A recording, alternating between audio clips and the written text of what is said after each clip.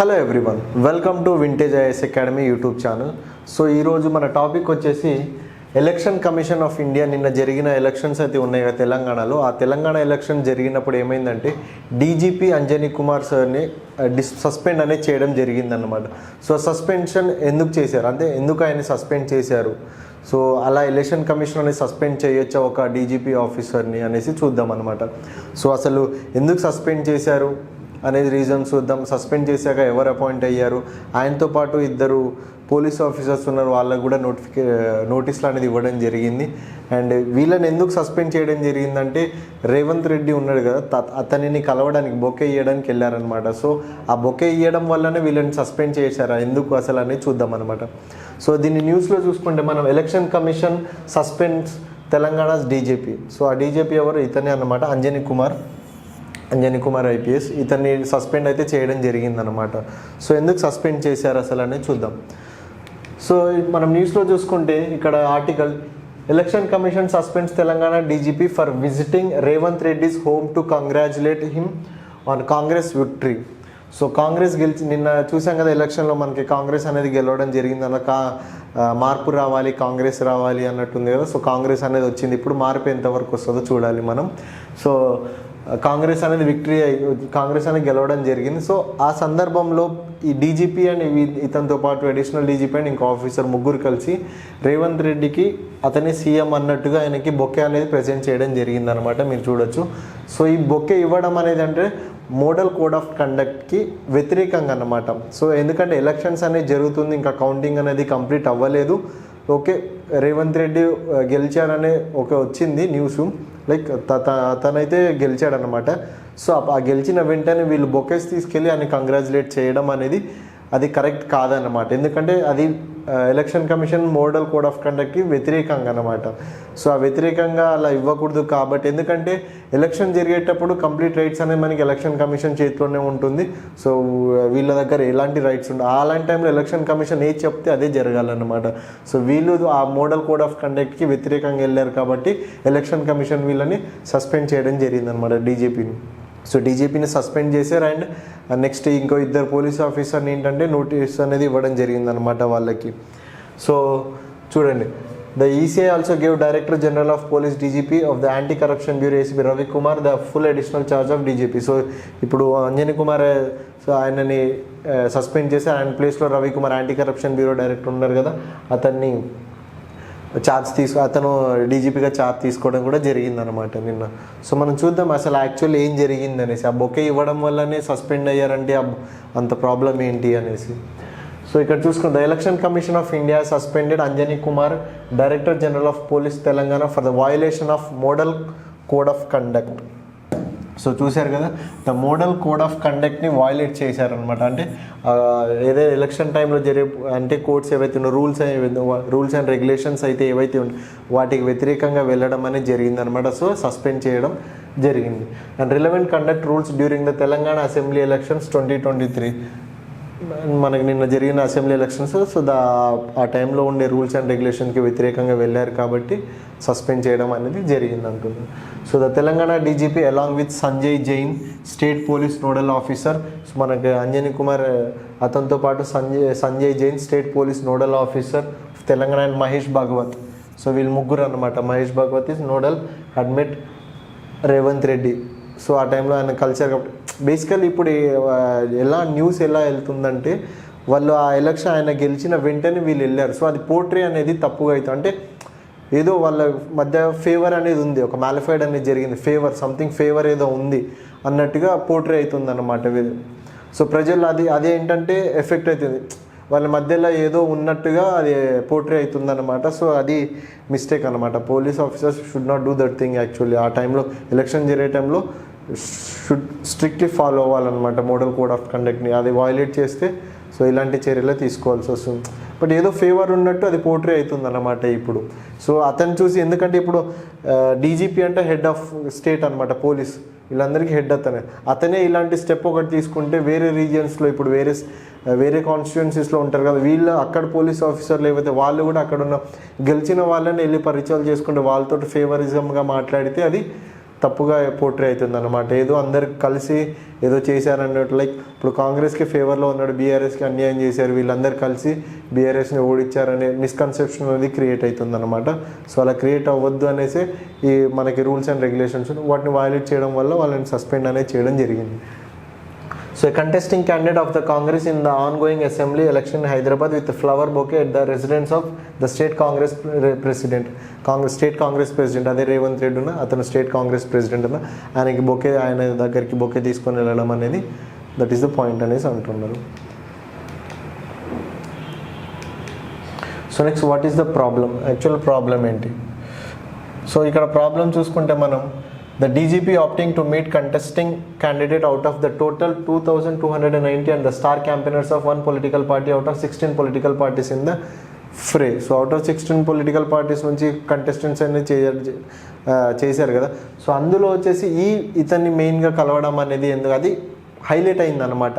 అతనే తన head of the police అతనే వెళ్ళి కలవడం ఎందుకు అనేసి, ఎందుకంటే ఇంకా కౌంటింగ్ అనేది ఇతనే ఉంది, అతను ఒక్కడే ఓన్ అయ్యాడని చెప్పిన కానీ గవర్నమెంట్ ఫామ్ చేస్తుందని డిక్లరేషన్ కూడా రాలేదు ఇంకా కంప్లీట్గా.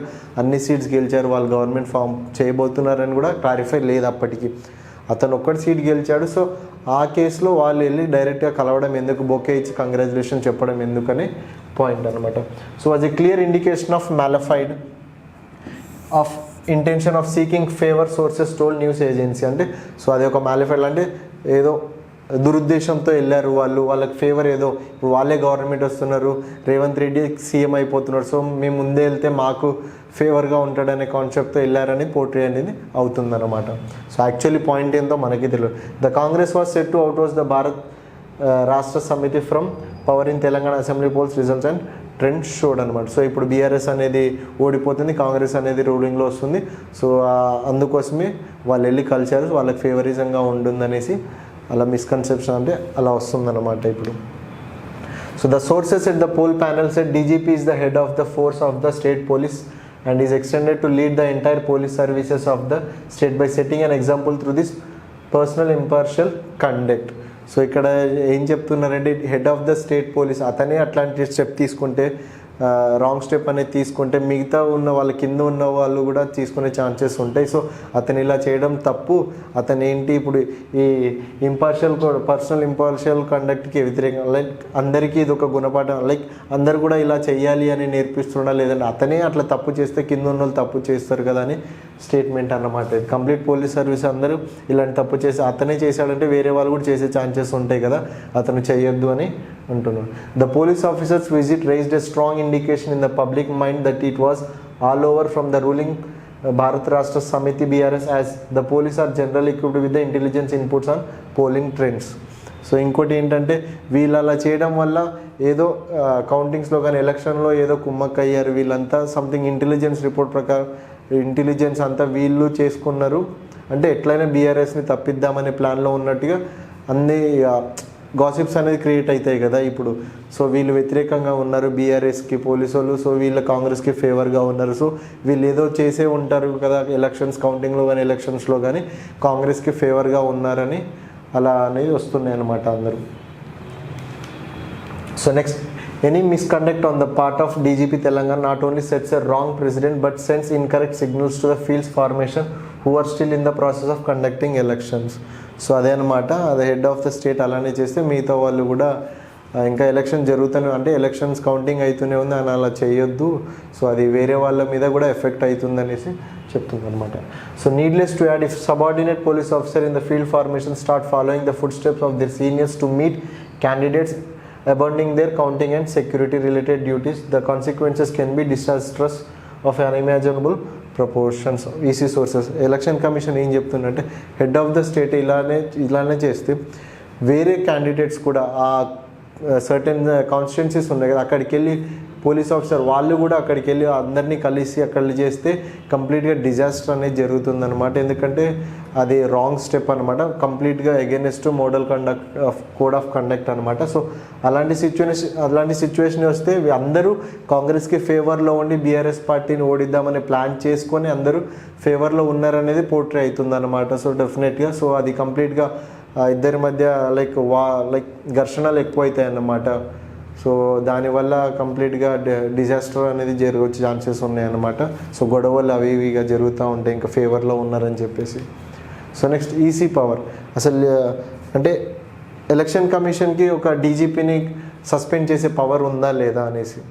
సో ఒక డీజీపీ అంటే హెడ్ ఆఫ్ ద స్టేట్ కదా, పోలీస్. సో అతన్ని ఎలక్షన్ కమిషన్కి పవర్ ఉందా అతన్ని సస్పెండ్ చేసా అంటే ఉంటుంది. ఎందుకంటే ఎలక్షన్ టైంలో ఏంటంటే గవర్నమెంట్ అనేది పనిచేయదన్నమాట, కంప్లీట్ ఎలక్షన్ కమిషన్ అనేది పనిచేస్తుంది. సో ఆ ఎలక్షన్ కంప్లీట్ అయ్యేంత వరకు ఎలక్షన్ కమిషన్ హ్యాండ్ ఓవర్లోనే ఉంటుంది అంత రన్ అయితే. అప్పుడు ఏం కొత్త లాస్ అవి ఏం తీసుకురావడం కూడా జరగదు, కొన్ని అన్నీ ఆపేస్తారనమాట. సో ఎట్లా అంటే గవర్నమెంట్ కూడా ఏం చేయలేదు అనమాట. ఎందుకంటే గవర్నమెంట్ అక్కడ కొత్త గవర్నమెంట్ ఫామ్ అవడానికి ఎలక్షన్స్ జరుగుతున్నాయి, వాళ్ళే కంటెస్ట్ చేస్తున్నారు, వాళ్ళకి ఎలాంటి రైట్స్ అందరికీ రైట్స్ అనేవి పోతాయి అనమాట. అలాంటి టైంలో ఎలక్షన్ కమిషన్ కంప్లీట్ రైట్స్ అన్నీ తీసుకుంటుంది. సో వాళ్ళకి ఏంటంటే ఎలక్షన్ కమిషన్కి పవర్ ఉందంటే ఉంది. ఎవరైనా సరే ఎలక్షన్ కోడ్కి ఎగెనిస్ట్గా వెళ్తే మోడల్ కోడ్ ఆఫ్ కండక్ట్ ఉంది కదా, దానికి ఎగెనిస్ట్గా ఎవరు వెళ్ళినా సరే వాళ్ళని సస్పెండ్ చేసి కానీ వాళ్ళ మీద యాక్షన్ చేసుకునే రైట్ మాత్రం ఎలక్షన్ కమిషన్కి ఉంటుందన్నమాట. సో ఎలక్షన్స్ టైంలో సో అది power of the election commission. ఎవరైనా సరే అది ఎంతటోళ్ళైనా సరే model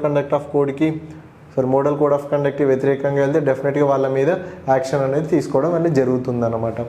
so model conduct of code is a set of rules prescribed by the election commission to ensure free and fair electoral process. So ఇక ఇవంటి ఏంటంటే మనకి ఫ్రీ అండ్ ఫెయిర్ ఎలక్షన్ జరగడానికి rules and regulations అనమాట, ఇవి follow అవ్వాలి each and every one అనేసి.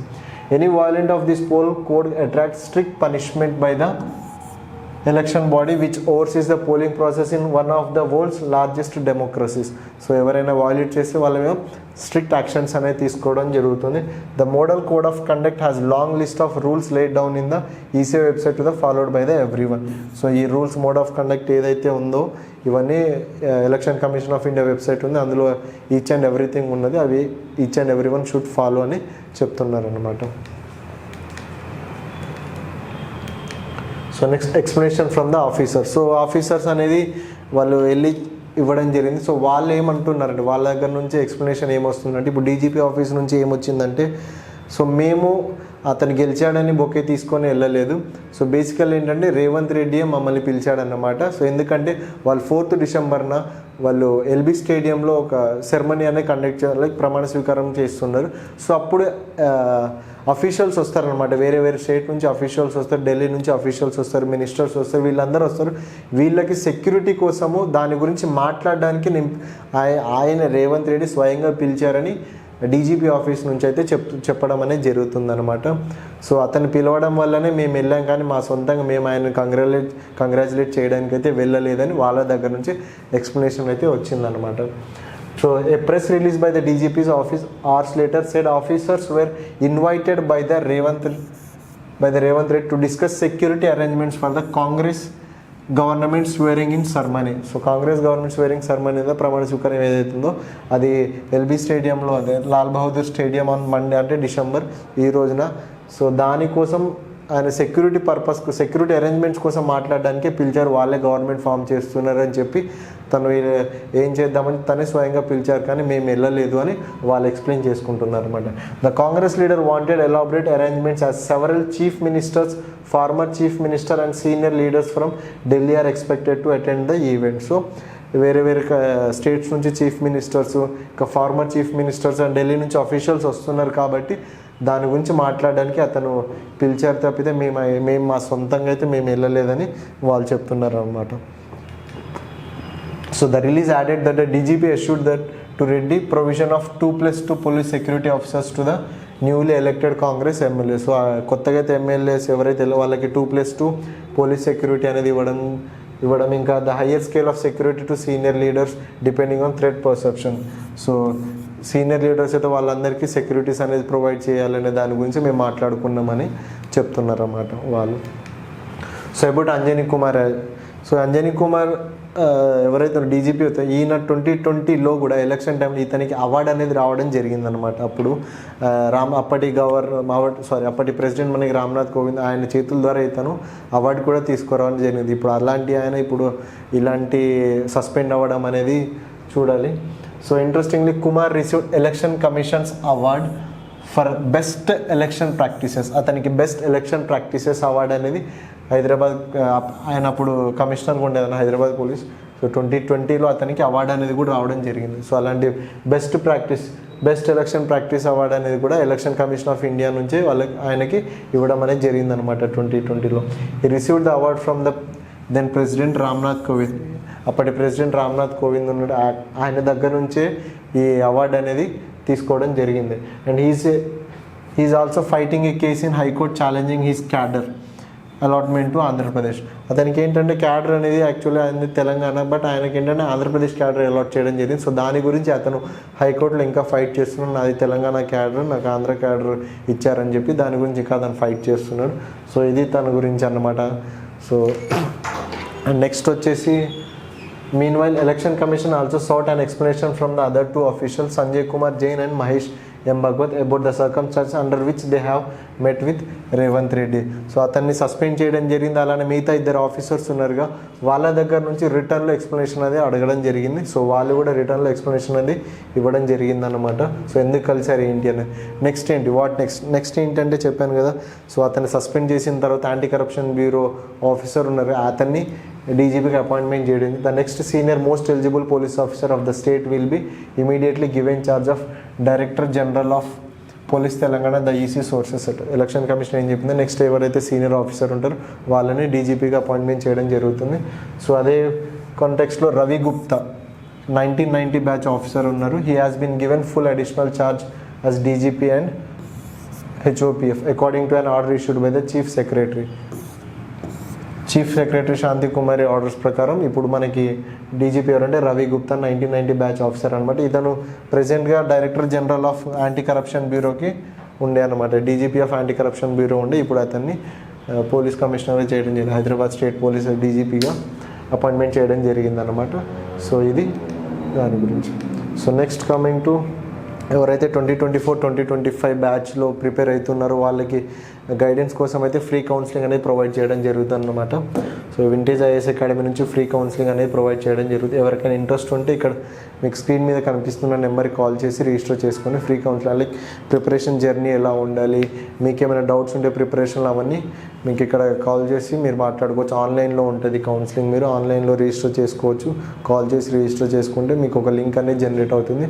ఆ లింక్ పంపించిన తర్వాత మీరు అందులో జాయిన్ అయ్యి మా మెంటర్స్ అండ్ మా ఫ్యాకల్టీస్తో మీరు డైరెక్ట్గా మాట్లాడి మీ డౌట్స్ ఏమైతే ఉన్నాయో అవన్నీ క్లియర్ చేసుకోవచ్చు అనమాట. సో ఇంకోటి వచ్చేసి ఇంటెన్సివ్ బ్యాచ్ ఉంది. ఇంటెన్సివ్ బ్యాచ్ అనేది మనకి అప్ టు జాబ్, మీకు జాబ్ వచ్చేంత వరకు వింటేజ్ ఐఏఎస్ అకాడమీ నుంచి మీకు కోచింగ్ అనేది ప్రొవైడ్ చేయడం జరుగుతుంది అన్నమాట. సో దీని యొక్క ఫీజు వచ్చేసి 1.5 lakhs ఓన్లీ. ఇప్పుడైతే 2 lakhs ఉండే ఇంతకుముందు, దీన్ని ఇప్పుడు 1.5 lakhs తగ్గించడం జరిగింది, ఆఫర్ అనుకోండి. సో మీరు ఈ అమౌంట్ తోటి జనరల్గా మనకి పర్ ఇయర్ కోచింగ్ వచ్చేసి 2 to 3 lakhs ఉంటుంది. సో ఇంటెన్సివ్ బ్యాచ్ స్పెషల్ ఏంటంటే మీకు జాబ్ వచ్చేంత వరకు 1.5 lakhs తోటి మీకు కోచింగ్ అనేది కంప్లీట్గా ప్రొవైడ్ చేయడం జరుగుతుంది. సో ఈ ఆఫర్ అనేది ఎక్కడా లేదు, మనకి ఇక్కడే ఉంది. హిస్టరీ మీరు ఇండియాలో ఎక్కడ చూసుకున్నా సరే మీకు 1.5 lakhలో అప్ టు జాబ్ వచ్చే ప్రోగ్రామ్ ఎక్కడా లేదు. వీళ్ళు ఇంట్రడ్యూస్ చేశారు. ప్రోగ్రాంలో మీకు సిలబస్ కవరేజ్ అనేది ఉంటుంది, 1-on-1 mentorship, study materials, current affairs analysis, test series revision అనుకుంటే కంప్లీట్గా మీరు సివిల్ సర్వీస్ ఎగ్జామ్ క్రాక్ చేసేంత వరకు మిమ్మల్ని ట్రైన్ చేస్తూనే ఉంటారు, కోచింగ్ ఇస్తూనే ఉంటారు, కంప్లీట్ గైడెన్స్ అనేది ఉంటుందన్నమాట. సో ఇది ఈరోజు topic. So if you like the content please like, share and subscribe to vintage IAS academy. Thank you.